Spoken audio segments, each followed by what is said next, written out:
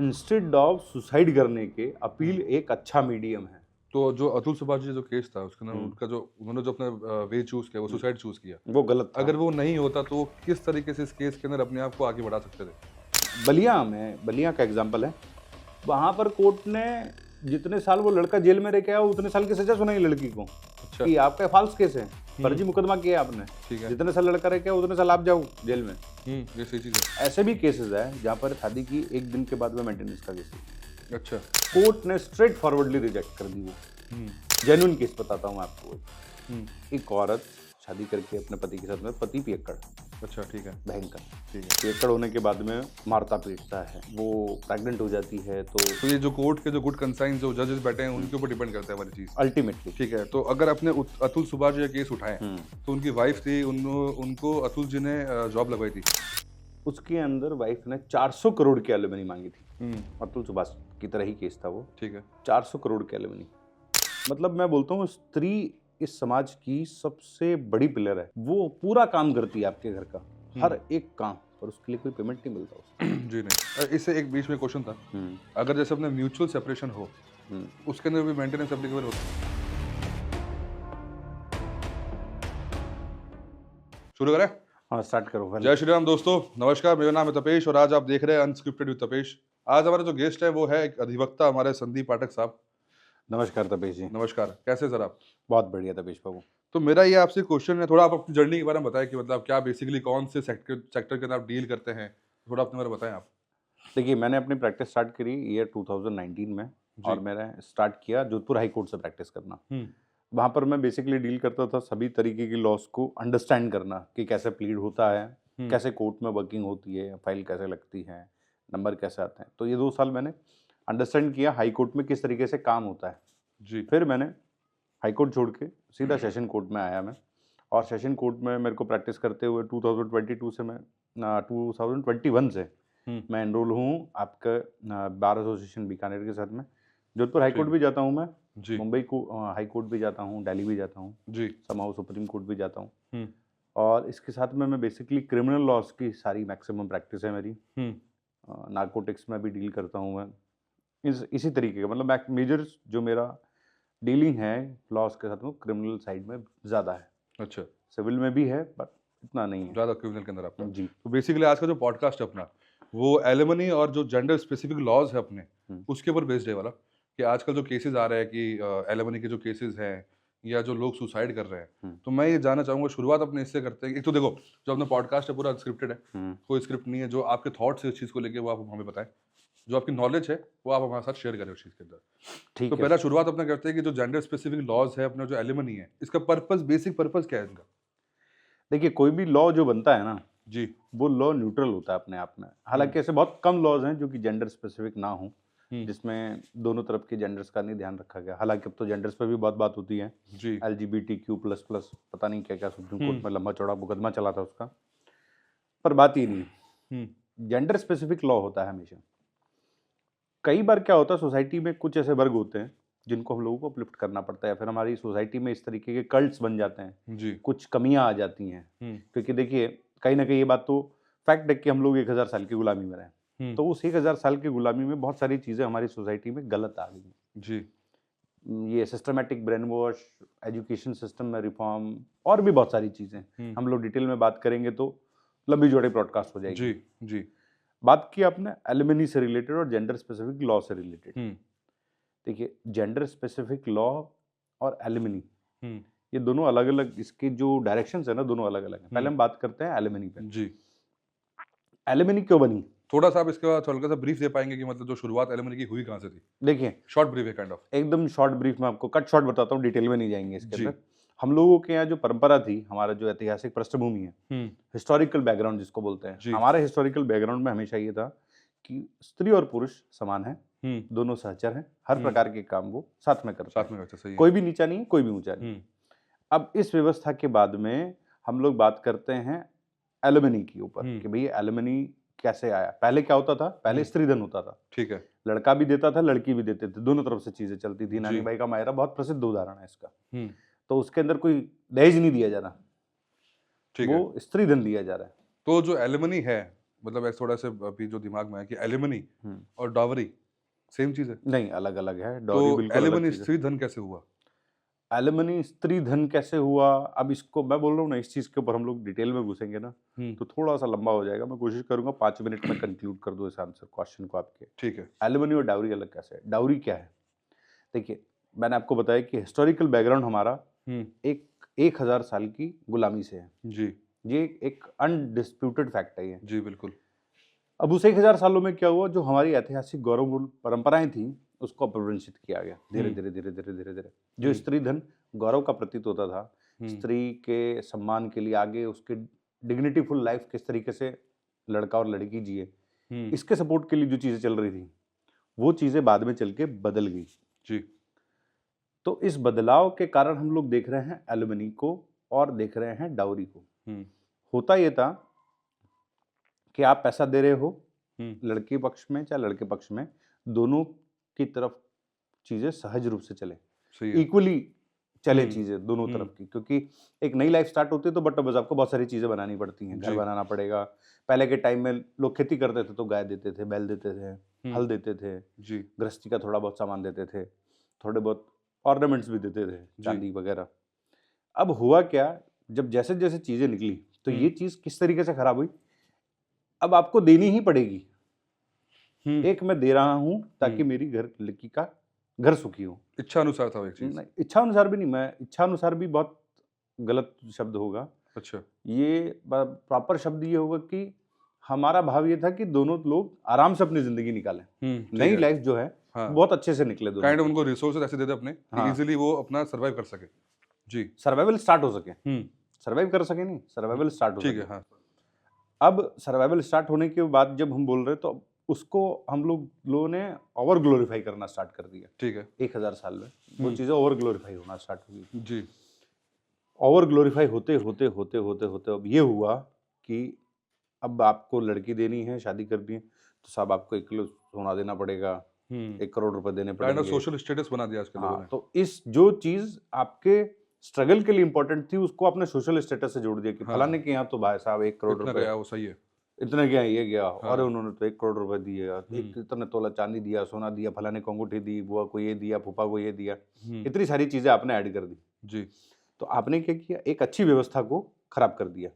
खराब हमने नहीं किया, वो 1000 सालों का जो पीरियड था वो पीरियड ही मॉरलिटी थी उस पर्टिकुलर जो चीज की, वो अपने डिमोलिश कर चुके हैं उस चीज के अंदर। हाँ, ये कह सकते हो आप, डिमोलिश पूरी तरीके से। तो अब हुआ क्या कि एक वर्ग दबने लगा बहुत ज्यादा बहुत ज्यादा। ओवर द पीरियड ये होता था कि अगर आप नहीं दोगे तो आपकी बेटी को प्रताड़ित किया जाएगा। अच्छा। आपकी बेटी को मारा जाएगा जी। अगर आप पैसे नहीं लेके आओगे तो नाना प्रकार के ताने दिए जाएंगे, बहुत सारी गंदी गंदी भद्दी भद्दी गालियां दी जाएंगी। तो ये जब चीजें होने लगी सोसाइटी में तो सोसाइटी के जो थिंक टैंक थे जी, बात पहले जब कॉलोनियल एरा था तो वहां पर चीजें अलग थी, पर वो भी धीरे धीरे चीजें अडॉप्ट करते करते उन्होंने कहा कि भैया अगर इस चीज से हमको निजात चाहिए, सही है, तो हम लोगों को एक कोडिफाई तरीके से, ताकि लोगों के अंदर डर बने कि हम ये चीज कर रहे हैं, उसका ये कुछ चीज हाँ, कोई ना कोई डर है। अब मैं किसी चीज से आपको डराऊंगा, एक याद देखिए 2 तरीके से चीजों को डराया जा सकता है। एक तो मैं डराऊं आपको कानून के भय से, सजा से, सही है, या फिर मैं आपको ईश्वर से डराऊं। डर आप दोनों तरफ जाओगे, काम आप वो करोगे जो सही होगा। तो सही करने के लिए जो सोसाइटी के अंदर अनरेस्ट था उसको स्टेबल करने के लिए हम लोगों ने धीरे धीरे कोड, मतलब इसको बोलते हैं लॉज, इंट्रोड्यूस करना स्टार्ट किया। वो लॉज जरूरत थे उस समय के, आज भी जरूरी हैं, ऐसा नहीं बोलता आज जरूरी नहीं, आज भी जरूरी है। पर उस अनरेस्ट को आपको कम्युनिकेट करना था कि भाई ये प्रॉब्लम चल रही है सोसाइटी में। ऐसा तो हो नहीं सकता कि आप रूम इन अ डायनासोर आप उसको एड्रेस ही ना करो, इतनी बड़ी प्रॉब्लम थी वो। तो जैसे जैसे ये चीज हम लोगों ने एड्रेस करना स्टार्ट किया, prevention of women from domestic violence हुआ, डाउरी प्रोविजन, आपका दहेज उत्पीड़न कानून हिंदी में बोलूं, डाउरी प्रोविजन लॉ जो लेके आए। उसके अलावा हम लोगों ने क्रिमिनल साइड में मेंटेनेंस इंट्रोड्यूस किया। वहां पर्पज ये था कि एक औरत को मानसिक प्रताड़नाओं से बचाया जाए, ठीक है, उसको और उसके पूरे परिवार को, क्योंकि एक समाज में अगर स्त्री नहीं होगी तो समाज का सृजन कैसे होगा। सही है। तो उसको बचाना बहुत जरूरी था। तो बचाते बचाते हम लोगों ने क्या किया, वो बच तो गई, पर बचने के साथ में कोई भी चीज अच्छाई के लिए आती है, जरूरी नहीं वो अच्छाई के लिए यूज हो। सही है। वो धीरे धीरे बुराई भी बन सकती है।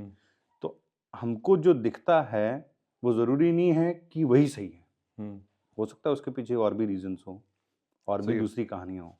तो पर्पस ये था कि जो फेमिनिन वर्ड हैं, स्त्रियों को हम लोग किस तरीके से सिक्योर कर पाएँ, हम्म, उनको किस प्रकार से सोसाइटी में स्टेबल कर पाएँ, हम्म, क्योंकि उनकी आवाज़ उठाने के लिए कोई व्यवस्था नहीं थी सोसाइटी में। इतने लंबे दौर के बाद, मैंने बताया 1000 साल की गुलामी के बाद जी, सप्रेस होते तो लोगों ने ही आवाज़ उठाई और लोगों ने ही ये चीज़ क्रिएट की। ठीक है। चाहे राजा राममोहन राय हों, विवेकानंद हों, और भी बहुत सारे लोग थे। जी, एन नंबर्स ऑफ काउंट है, आप गिन नहीं सकते। इतने सारे लोगों ने आवाज़ उठाई और धीरे-धीरे चीज़ों को बदलना चालू किया। हम्म, ये तो बात हुई डाउरी की। डाउरी पर्पसली दी जा रही थी, पर्पसली, हम्म, कि आपको देना ही पड़ेगा। फोर्सफुल था वो चीज। फोर्सफुल हो गया वो उनके जी, लिए। तो लोग, तो उससे उसका इम्पैक्ट ये आने लगा कि सोसाइटी में फीमेल की संख्या कम होने लगी। ठीक है। तो जब सोसाइटी में फीमेल ही नहीं होंगे तो सोसाइटी क्रिएट कैसे होगी? सही है। आपकी पॉपुलेशन ग्रोथ पे इम्पैक्ट आएगा, बहुत सारी चीज़ों पे इम्पैक्ट आ जाएगा उसका। तो धीरे-धीरे जब इसका इम्पैक्ट दिखने लगा, हम्म, तो इम्पैक्ट को रोकने के लिए, इस चीज़ को ख़त्म करने के लिए एक लॉ बनाया गया। ठीक है। अब हम बात करते हैं मेंटेनेंस की। हम्म, देखिए, maintenance, maintenance to maintain hmm, word ही है अपने आप में। भरण-पोषण। सही है। भरण-पोषण शब्द क्या है? आपका भरण-पोषण करना किसकी ज़िम्मेदारी? अब हम इसको इस तरीके से समझते हैं ना कि भरण-पोषण करना पुरुष की ज़िम्मेदारी, हम्म, जबकि पुरुष का भरण-पोषण भी स्त्री की ज़िम्मेदारी है। सही है। इस प्रकार की व्यवस्था है समाज में। हम्म, मैं बोलता हूँ आज भी इस तरीके की 80-60% मैं बोलूँगा फीमेल पूरे घर को मैनेज करती हैं। हम्म, जो हस्बैंड कमा के लाता है उसको खाना, फीडिंग, बच्चों का लालन-पालन, ये सब वो करती है। तो भरण-पोषण, तो भरण-पोषण अपने आप में इतना व्यापक शब्द है, इसकी मैं अगर परिभाषित करने बैठूँ तो बहुत लार्ज हो जाएगा, बहुत लार्ज हो जाएगा। सही है। तो इस लार्जिलिटी में नहीं जाते। भरण-पोषण का मतलब ये है कि टू मेंटेन हरसेल्फ, कि भैया एक स्त्री ने पूरे परिवार को सँभालने के लिए अपनी ज़िंदगी के 20 साल दिए, हम्म, किसी स्त्री ने 10 साल दिए हैं, तो उस 10 साल की कीमत तो है, हम्म, वो दिख नहीं रहा हमें। उसको हम, मतलब मैं बोलता हूँ स्त्री इस समाज की सबसे बड़ी पिलर है। वो पूरा काम करती है आपके घर का, हम्म, हर एक काम, पर उसके लिए कोई पेमेंट नहीं मिलता उसे। जी नहीं। वो आपके बच्चों को भी सँभालती है, सोसाइटी को भी सँभालती है, दूसरे तरीके की बातें भी मैनेज करती है, सब तरीके के काम वो करती है आपके लिए, और किसी भी दिन छुट्टी नहीं होती। लेकिन चीज ये सेम अप्लाई जो होता है वो एक मेल पे भी अप्लाई होता है। मान ली बात आपकी, हम्म, करेक्ट है। हम्म, मेल क्या कर रहा है, फीमेल क्या कर रही है, हम कंट्रीब्यूशन की बात कर रहे हैं। भरण-पोषण एक हम्म, कंट्रीब्यूशन से रिलेटेड वर्ड है। हम्म, हम लोग कंट्रीब्यूशन को आइडेंटिफ़ाई कर रहे हैं भरण-पोषण से, जी, जो आइडेंटिफ़ाई नहीं हो रहा था। हम्म, मेंटेन करना है क्योंकि हमको उसके कंट्रीब्यूशन को आइडेंटिफ़ाई करना है कि आपका कंट्रीब्यूशन सोसाइटी में बहुत बड़ा है। हम्म, आपके बिना सोसाइटी की कल्पना नहीं की जा सकती। We can not think a society without woman. ठीक है। तो इसको आइडेंटिफ़ाई करते हुए हम लोग बोला कि भैया इसने पूरा काम किया है, पूरे परिवार का लालन-पालन किया है, अपने ज़िंदगी के महत्वपूर्ण 10 साल दिए हैं। तो भैया आपकी ये सहज ज़िम्मेदारी बनती है कि भई इसके लालन-पोषण आप करो। जो भी कमा के लाते हो, हम्म, जिस स्तर में आप थे उस स्तर के हिसाब से इनको पेमेंट करिए। After divorce. आफ्टर डाइवोर्स नहीं, तो बिफोर डाइवोर्स भी। अच्छा, आफ्टर डाइवोर्स तो अलग चीज़ हो गई।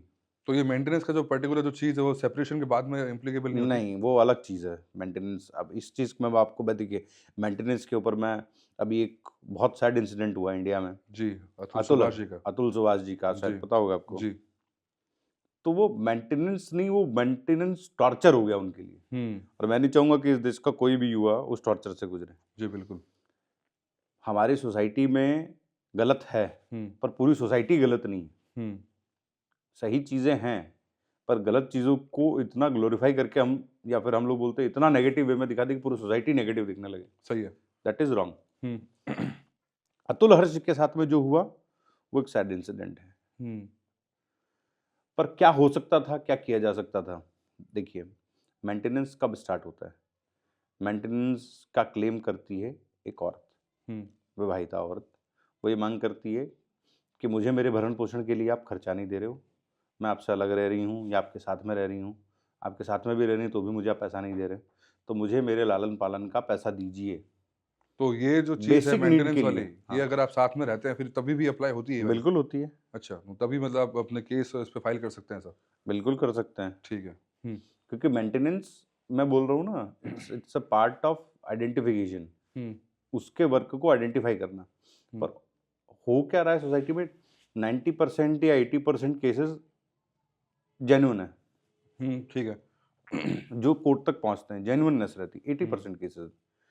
20% केसेस में वो एक टॉर्चर बन के निकलती है सामने। हुँ, फॉर एग्जाम्पल, जैसे कि किसी स्त्री ने ये अपने लाइफ के 5 साल दिए आपको, 10 हुँ, साल दिए, हुँ, 2 साल दिए, वो अपना जेन्युइन नीड कर रही कि भैया मुझे आप जिस स्टेटस पे थे उस स्टेटस के अकॉर्डिंग मुझे पे आउट कीजिए, हुँ, मेरा लालन पालन कीजिए, हुँ, क्योंकि मैं कमा नहीं रही हूँ, मेरे पास पैसे नहीं हैं, ठीक है, बच्चे भी हैं, उनको भी पालना है, घर भी सँभालना है, तो मेरे को पैसा तो दो, क्योंकि मैं तो कुछ कमा नहीं रही। हुँ, अब आप कमा नहीं रहे हो, तो अब आप कहाँ जाओगे? हुँ, तो सही है। पहले की व्यवस्था में तो जी नहीं रहे कि मायके चले जाएँगे, सब मायके वाले पाल लेंगे हमें। हुँ, क्योंकि हम लोगों ने एक फीमेल प्राइड भी तो नाम की चीज़ होती है ना भैया, उसका प्राइड तो आपके हस्बैंड से जुड़ा हुआ है। सही है। तो एज़ एन हस्बैंड वो रिस्पॉन्सिबिलिटी है। हुँ, हम लोग इसे टॉर्चर ना, वो एक रिस्पॉन्सिबिलिटी जो उसको फुलफिल करनी है, वो आप नहीं कर रहे, तो वो कोर्ट की तरफ गई कि भैया आप फुलफिल करवाओ मेरी चीज़ें। ठीक है। अब हुआ क्या, ऐसे भी केसेज़ हैं जहाँ पर शादी की 1 दिन के बाद में मेंटेनेंस का केस लग गया। अच्छा। 7 दिन रही, हुँ, 8वें दिन मेंटेनेंस का मुकदमा लग गया। हुँ। ऐसा कोई केस है आपके पास में? हाँ, ऐसे केसेज़ हैं। थोड़ा बताएँगे आप उसके बारे में केस मतलब था क्या बेसिकली जब क्या आप केस देखिए था वो? क्लाइंट एडवोकेट कॉन्फिडेंशियलिटी होती है, मैं सारी डिटेल नहीं शेयर कर मतलब सकता काइंड हूँ। ऑफ एक पर मैं ब्रॉडर व्यू दे दे हाँ, सकता हूँ आपको। देयर आर केसेज़ मेरे पास में है, मैं हैंडल कर रहा हूँ ऐसे केसेज़ को। जी। जेन्युइन केस बताता हूँ आपको एक। हुँ, एक औरत शादी करके अपने पति के साथ में, पति पियक्कड़, अच्छा ठीक है, भयंकर। ठीक है। पियक्कड़ होने के बाद में मारता-पीटता है। वो प्रेग्नेंट हो जाती है तो उसके पूरे ससुराल वाले मिलके, बच्चा वूब में है, उसको मार देते हैं बच्चे को। भ्रूण हत्या। भ्रूण नहीं, मतलब भ्रूण हत्या तो हॉस्पिटल में होती, बट पेट में मुक्के मारते हैं अच्छा उसके। वैसे हाँ। मतलब the cruel thing, the brutal thing जो हुँ, हमने देखी, जी, तो उस स्त्री के साथ गलत हुआ ना, बहुत ज़्यादा। बहुत ज़्यादा गलत हुआ। हुँ, उसने mental torture, cruelty at maximum जो देख सकते हैं, वो हुँ, मैक्सिमम क्रूएल्टी देखी। सही है। उसके बाद में उसे पैसे भी नहीं मिल रहे, वो हुँ, जाए तो जाए कहाँ? हुँ, वो भाग के अपने मायके आई और बोलती साहब मेरे बच्चे, आपने बच्चे पैदा किए हैं, हुँ, उस बीच में उसके बच्चे भी हो गए, मेरे को मारते-पीटते हो, बच्चों का तो भविष्य अंधकार में ही है। सही है। भई जब इस प्रकार का पति है तो भविष्य तो अंधकार में ही रहने वाला है। बिल्कुल। तो भई मेरे को, मैं कैसे सर्वाइव करूँगी हुँ, सोसाइटी में? हुँ, अनटिल अनलेस मैं दूसरे वे सेलेक्ट करूँ अपने, जो कि बहुत रॉन्ग है। वो तो हो है, सकता है, सही है। हो सकता है रॉन्ग वेज़ निकलें वो, हुँ, या फिर वो सेल्फ कैपेबल बना ले अपने आप को कि मुझे आपकी ज़रूरत नहीं है। तो ये तो एक पॉज़िटिव एग्ज़ाम्पल था हुँ, कि भैया ये क्रूरल्टी हुई और उसको ये सारी चीज़ें मिलनी चाहिए। हुँ, डोमेस्टिक वायलेंस भी है उसके अंदर। अब मैं आपको एक दूसरा एग्ज़ाम्पल दिखाता हूँ। हुँ। इससे एक बीच में क्वेश्चन था, हुँ, अगर जैसे अपने म्यूचुअल सेपरेशन हो, हुँ। तो उसके अंदर भी मेंटेनेंस एप्लीकेबल होता है? म्यूचुअल सेपरेशन में वन टाइम डिसाइड हो जाती हैं चीज़ें। ठीक है, मतलब एक सिंगल पेमेंट होता है उसका मोड। हाँ, मोटा-मोटी सिंगल पेमेंट होता ठीक है, है। और म्यूचुअली। इसी का अगर एक अपने उसका एक दूसरा पहलू देखें कि अगर जैसे एक पति चीट करता है अपनी वाइफ के ऊपर, हुँ, तो हुँ, उसका मेंटेनेंस का वो एप्लीकेबल है उस चीज़ के ऊपर, वो बिल्कुल उसको देना भी चाहिए, हुँ, क्योंकि उसने उसकी लाइफ को स्पॉइल किया है। हुँ, वहीं पे अगर एक फीमेल है, हुँ। वो अपने हस्बैंड पे चीट करती है, फिर वो डाइवोर्स का केस होता है, तब वो नेसेसिटी क्यों बनती है मेंटेनेंस? क्योंकि सेपरेशन का पार्ट तो क्या चीटिंग है उसके अंदर। देखिए, हमारा जो लीगल स्ट्रक्चर है ना, हुँ, वो क्योंकि अभी थोड़े टाइम पहले जो सुप्रीम कोर्ट का वर्डिक्ट था, उसके अंदर ये बोला गया था कि अगर एक आपका जो क्या बोलते हैं, आप किसी के साथ अफेयर कर रहे हो, तो वो भी एक पॉइंट हो सकता है डाइवोर्स का, हुँ, एक पॉइंट हो सकता है। बिल्कुल तो सही उस बात है। पॉइंट के अंदर मेंटेनेंस बढ़ना क्यों ज़रूरी है? उसमें उन्होंने वो चेंज क्यों नहीं किया? इन दैट पर्टिकुलर केसेस जी। जहाँ पर चीटिंग इन्वॉल्व्ड है, आप हुँ, अपने पार्टनर को चीट कर रहे हो, जी। सुप्रीम कोर्ट ने अपने वर्डिक्ट में साफ-साफ बोल दिया, ना तो स्त्री आपकी कोई एसेट है, ना पुरुष आपकी कोई एसेट है। हुँ, अगर इस तरीके की चीटिंग हो रही है, जी, that can be a ground of divorce. जी, अब जैसे ग्राउंड ऑफ डाइवोर्स की बात करते हैं, हमारा जो लीगल सिस्टम है वो एविडेंसेस की बात करता है। जी। एविडेंस है। अगर आपके पास में एविडेंस है, जी। तो आपको दूसरी चीज़ों के कॉम्प्लिकेशन से आप बच सकते हो। किसी एक हद तक बच सकते हो आप, हुँ। सेपरेट हो सकते हो। नहीं सेपरेट हो गया वो सब, तो उसके ग्राउंड के साथ ठीक है। सेपरेशन हो गया, बट जो मेंटेनेंस का जो सीन होता है उसके अंदर, अब आप बोल रहे हो कि इसमें मेंटेनेंस का सीन है कि भैया ना तो मैं सेपरेट हो रही हूँ या फिर मैं सेपरेट हो भी रही हूँ तो भी मैं आपको एक पर्टिकुलर अमाउंट के एलिमनी में, देयर आर सर्टेन केसेस यहाँ पर सुप्रीम कोर्ट ने क्रुएल्टी अगेंस्ट हस्बैंड कंसिडर किया है ऐसी चीज़ों को जी, क्रुएल्टी अगेंस्ट हस्बैंड भी कंसिडर किया तो है। उसके अंदर मेंटेनेंस एप्लीकेबल नहीं होता, कई केसेस में कोर्ट डिसाइड करती है कि इसमें मेंटेनेंस दिया उसका जाए। ग्राउंड क्या होता है बेसिकली? अल्टीमेटली कोर्ट का डिस्क्रिशन है, कोर्ट अच्छा। का डिस्क्रिशन, हर चीज़ कोर्ट के डिस्क्रिशन पे छोड़ दी गई है यहाँ पे। यहाँ पर ऐसा कोई मैं बोलूँ जनरलाइज प्रिंसिपल नहीं है कि भाई जनरलाइज प्रिंसिपल बना के हम लोग इस चीज़ को छोड़ दें, ऐसा नहीं। तो ये जो कोर्ट के जो गुड कंसाइन जो जजेस बैठे हैं उनके ऊपर डिपेंड करता है वाली चीज, अल्टीमेटली ठीक है। तो अगर अपने अतुल सुभाष जी का केस उठाएं, तो उनकी वाइफ थी, उनको अतुल जी ने जॉब लगवाई थी असेंचर कंपनी के अंदर, हाँ। काफी अच्छी पोस्ट पे लगवाई थी, ठीक है। शी वाज अर्निंग वेल, ठीक है, तब भी उसने मेंटेनेंस की मांग की जी, वो भी एक अच्छा खासा अमाउंट, बिल्कुल। जो कि जब वो अगर साथ में जब लिव इन में है वो लोग, तब उनके जो पेइंग कैपेसिटी है अगर वो है, लेकिन उनका जो एक्सपेंसेस है वो इतने नहीं है, बट आफ्टर सेपरेशन उनका ये है कि अथाह पैसा चाहिए उनको, ठीक है। वहीं पे जैसे आपने बोला कि एक जज के गुड कंसाइंस के ऊपर या उसकी जो थिंकिंग है उसके ऊपर डिपेंड करता है, तो उसी केस के अंदर जो अपनी जज साहिबा थी, उनके ऊपर भी कई आरोप लगे, तो आप उस पे क्या आपका व्यूज है? देखिए, मैं जुडिशरी को या जज साहिबा को क्रिटिसाइज नहीं कर सकता, that is a separate inquiry चल रही है उस पे या जी, नहीं चल रही है, जो अभी तक अपने वो सामने जो है वो मेरे चीजें। नॉलेज में भी नहीं है फिलहाल। जी। मैं आपको, आप जो बोल रहे हैं कि अननेसेसरी डिमांड बन जाती है कि इतना पैसा दो मुझे, तो इस अतुल सुभाष के केस के बाद में सुप्रीम कोर्ट ने अपने प्रीवियस वर्डिक्ट्स में बताया, कई सारे प्रीवियस वर्डिक्ट्स हैं, उनको क्लियरिफाई करके कोर्ट ने बताया। जी। ऐसा एक केस अभी इसी मंथ आया था आई थिंक सुप्रीम कोर्ट में, मैं केस का नाम भूल रहा हूँ, उसके अंदर वाइफ ने 400 करोड़ की एलिमनी मांगी थी। अतुल सुभाष की तरह ही केस था वो, ठीक है। 400 करोड़ की एलिमनी, कोर्ट ने स्ट्रेट फॉरवर्डली रिजेक्ट कर दी वो कि 400 करोड़ क्यों चाहिए आपको, सही है। किस लिए चाहिए 400 करोड़। और इवन मैं उन मेल्स के लिए भी बोलना चाहूँगा कि जो अननेसेसरीली डिमांड्स होती हैं, ये अथाह पैसा मांग लिया जाता है कि भाई इतना पैसा ला के दो जी। तो उस समय घबराने की जरूरत नहीं है। एक अच्छे एडवोकेट से कंसल्ट कीजिए, अपने पूरे केस की ब्रीफ दीजिए, सारी की सारी हिस्ट्री बैकग्राउंड बताइए, अपनी कंडीशन बताइए, अपने फाइनेंशियल स्टेटस को बताइए, लड़की के फाइनेंशियल स्टेटस, वो जॉब करती है कहीं, तो इन सारी चीज़ों को शेयर कीजिए अच्छे वकील के साथ में, आपको सॉल्यूशन मिलेगा। जो पैसा मांग रही है वो देने की जरूरत नहीं है। तो 12 करोड़ में कोर्ट ने उसको सेटल कर दिया। अच्छा, 400 करोड़ कहाँ है 12 और करोड़ 12 सही। करोड़ कहाँ है। सही है। कोर्ट ने इस चीज को एम्फसाइज किया कि जहां पर आप भी अर्न कर रहे हो वो भी अर्न कर रहा है, तो मेंटेनेंस डिसाइड करते टाइम आप दोनों की कैपेसिटी को देखा जाएगा। और अब तो सुप्रीम कोर्ट ने स्ट्रेट फॉरवर्डली एफिडेविट मांगना स्टार्ट कर दिया है। अच्छा। Neha versus state of Uttar Pradesh है, या फिर केस का नाम है बोलो, Neha versus union of India, उस केस के बाद में कोर्ट ने एफिडेविट मांगना स्टार्ट कर दिया है। अच्छा। कि आप एफिडेविट बताओ, अपनी इनकम बताओ, लड़के की बताओ, लड़की की बताओ, कौन कौन से सोर्सेस से इनकम कर रहे हो आप, आपकी इनकम टैक्स रिटर्न है तो रिटर्न फाइल करो, सारे सोर्सेस बताओ। ठीक है। उसके बाद में हम डिसाइड करेंगे कि आपको कितने एलिमनी मिलनी चाहिए। और ऐसा नहीं है कि स्ट्रेट फॉरवर्डली आपको 1 लाख रुपए, 5 लाख रुपए की मैंने एलिमनी देनी है, या 20,000 रुपये, 50,000 रुपये, ऐसा नहीं है। वो भरण पोषण के लिए आपके लिविंग स्टैंडर्ड्स को देखते हुए और लड़का जो कमा रहा है उस चीज़ को देखते हुए आपकी एलिमनी डिसाइड होती है। जी। ऐसा नहीं है कि आज एलिमनी 20 आपकी, क्या बोलते हैं हम लोग, आपकी मंथली इनकम, जो क्या कहते हैं आपकी मंथली पेमेंट जो है, या फिर मैं उसको मंथली मेंटेनेंस आपका 20,000 रुपये है, जी, तो अगले महीने वो 40,000 हो जाएगा, उसके अगले वो 80,000 हो जाएगा, उसके अगले महीने 1 लाख, ऐसा नहीं वो होता। फिक्स होता है। वो काइंड ऑफ फिक्स होता है। जी। और अगर सपोज करो वो इंक्रीज होता है तो ये स्ट्रेट फॉरवर्डली आप अपील के लिए जाओ, उसके लिए आप अपील कीजिए। ठीक है। इंस्टेड ऑफ सुसाइड करने के, अपील एक अच्छा मीडियम है। तो जो अतुल सुभाष जी जो केस था उसके अंदर उनका जो उन्होंने जो अपना वे चूज किया वो सुसाइड चूज किया, वो गलत था। अगर वो नहीं होता तो वो किस तरीके से इस केस के अंदर अपने आप को आगे बढ़ा सकते थे? जैसे ही एलिमनी उनकी इंक्रीज करी, आपके मेंटेनेंस जैसे ही इंक्रीज किया कोर्ट ने, स्ट्रेट फॉरवर्डली उनको हाई कोर्ट जाना था, ये जो भी अपीलिंग कोर्ट थी उनकी, जी।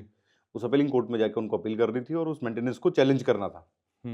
चैलेंज करते ही मैं बता रहा हूँ, आपकी मंथली जो आपके ऊपर जो बांधी है मेंटेनेंस का अमाउंट, उसमें आपको 100% रिलैक्स मिलता। ठीक है। कोर्ट भी इस चीज को अंडरस्टैंड करती। हम्म, कोर्ट भी एवन मैं आपको जैसे बताऊं, म्यूचुअल कंसेंट्स के ऊपर दो लोग रिलेशन क्रिएट कर रहे हैं, हम्म, दो लोगों ने रिलेशन क्रिएट किया, एक प्रोलॉन्ग पीरियड तक वो रहे, उसके बाद में लड़की बाद में आके रेप का मुकदमा कर देती, तो सुप्रीम कोर्ट ने एन नंबर्स ऑफ जजमेंट्स हैं जिसके अंदर पूरा पूरा मुकदमा उड़ाया है, जी, पूरी पूरी एफआईआर को खारिज किया है।